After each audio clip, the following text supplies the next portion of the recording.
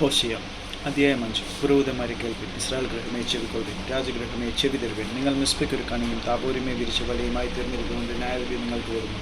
മത്സരികൾ വഷളത്വത്തിൽ ആണ്ടുപോയിരിക്കുന്നു. ഞാനോ അവർക്ക് ഏവർക്കും ഒരു ശാസകനാവുന്നു. ഞാൻ എഫ്രീമിനെ അറിയുന്നു, ഇസ്രായേൽ എനിക്ക് മറിഞ്ഞിരിക്കുന്നതുമില്ല. എഫ്രീമെ, നീ ഇപ്പോൾ പ്രസംഗം ചെയ്തിരിക്കുന്നു, ഇസ്രായേൽ മലിനമായിരിക്കുന്നു. അവർ തങ്ങളുടെ ദൈവത്തിൻ്റെ അടുക്കിലേക്ക് മടങ്ങി വരേണ്ടതിന് അവരുടെ പ്രവൃത്തികൾ സമ്മതിക്കുന്നില്ല. പ്രസംഗമോഹം അവരുടെ ഉള്ളിലുണ്ട്, അവർ യഹോവയെ അറിയുന്നതുമില്ല. ഇസ്രായേലിൻ്റെ അഹംഭാവം അവൻ്റെ മുഖത്ത് സാക്ഷിയായിരിക്കുന്നു.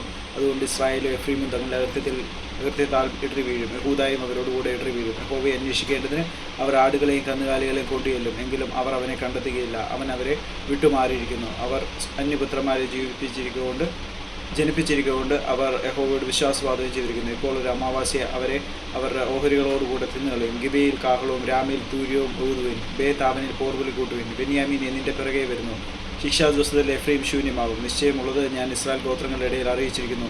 യഹൂദ പ്രഭുക്കന്മാർ അതിര് മാറ്റുന്നവരെ പോലെ ആയിത്തീർന്നു. അതുകൊണ്ട് ഞാൻ എൻ്റെ ക്രോധം വെള്ളം പോലെ അവരുടെ മേൽ പകരും. എഫ്രൈമിന് മാനുഷികൽപ്പന അനുസരിച്ച് നടപ്പാൻ ഇഷ്ടം തോന്നിയതുകൊണ്ട് അവൻ പീഡിതനും വ്യവഹാരത്തിൽ തോറ്റവനുമായിരിക്കുന്നു. അതുകൊണ്ട് ഞാൻ എഫ്രീമിന് പുഴുവും യഹൂദ ഗൃഹത്തിന് ദ്രവത്വവുമായിരിക്കും.